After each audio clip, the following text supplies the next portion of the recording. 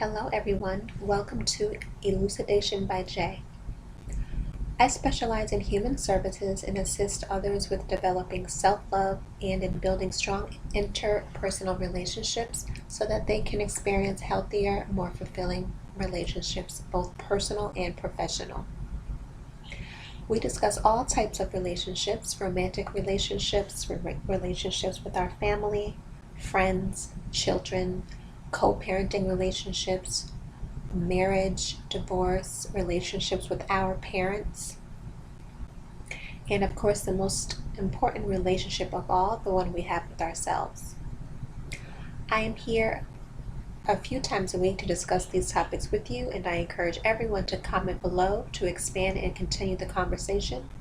Feel free to join in. I want to hear about your experiences and perspectives as well. Today we'll be discussing toxic relationships when it comes to family. This is a sensitive topic for many of us. If you're someone who knows of a family member that is toxic,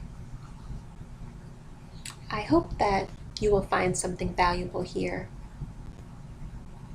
Most importantly, for those who may not know or who may not be sure that their family member is toxic, I'd like you to listen closely for traits that sound familiar.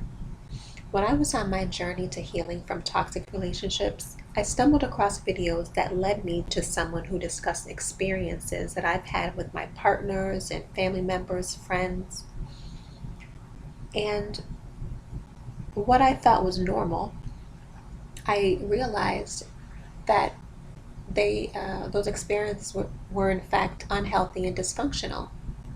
And that may be how you found this video as well. My purpose is to provide you with some insight that will assist you in dealing with these sensitive situations and these very difficult individuals. In the last two toxic relationship videos, we discussed basic characteristics of toxic individuals, and we'll continue to do that here. Then we'll discuss what we can do to respond in a safe, productive way. So why are our family members toxic? And why is toxic family members so dangerous? The reason is because we trust them. They are the first people that we meet, the first people we love, respect, first people we understand and admire. They are our first teachers. They were our caregivers, and in some cases, they still are. So this makes us very impressionable to them. We trust them to protect us, to provide for us, to keep us safe, secure. But when they are ill-equipped to do this, they can do severe damage. So what makes our family this way? It stems from their family dynamic, their childhood and pathology, which in most cases consisted of some sort of emotional neglect, some sort of mental and or physical abuse that they haven't healed from, a lot of past traumas that they haven't healed from. And because of the lack of healing, they haven't fully developed into adults. They suffer from arrested development. They're like a child stuck in an adult body. Therefore, they can't understand the basic principles and values of conducting healthy relationships. Principles such as respect, honesty, loyalty, responsibility, accountability, or reciprocation. So I'd like to discuss some ways that toxic family members will show up in your life. If they are your parents, they will be, or they may be, physically and or emotionally absent.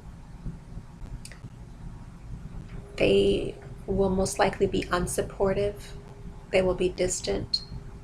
They will be inconsistent, unreliable, manipulative, unfair, and oftentimes just mean for no reason. This is because they are projecting their feelings of inadequacy and their insecurities onto you. Other family members may be exploitative, always taking without giving, using others for what they can do, what they can provide, lying, avoiding truth, denying the truth, avoiding having any real in-depth conversations. They will always want to be the center of attention. They'll be self-righteous. They will always want to be acknowledged for their accomplishments, but will never acknowledge others. They will lack integrity and character. All toxic people will have a negative energy, and they will put a damper on the mood. And dealing with difficult family members is going to be challenging, especially when you are still dependent on them. So I would suggest, if you don't have to be in contact with them often, then it's probably best not to be. However, if you do live with them, or you have to be in contact with them often, I would suggest to not invest in them emotionally. Don't have too many high expectations of them. Don't get your hopes up when it comes to them. Speak to them only when it's absolutely necessary. Keep a healthy distance from them. Don't entertain them often. Be indifferent to their thoughts, feelings, and ideas. Set healthy boundaries for yourself. Don't react to them if they're testing you or trying to get a reaction out of you. Don't react, just respond. Keep in mind that these individuals are mentally children looking for attention. Remain in control, be mature, and unbothered to the best of your ability. And if you would like to talk more about ways to cope with toxic family members, please feel free to contact me for a private consultation. My information is in the description box below.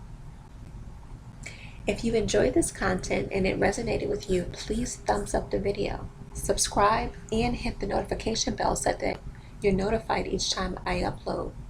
And share the video with someone you think can benefit.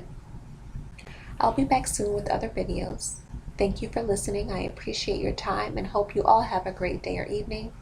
And until the next one, be well.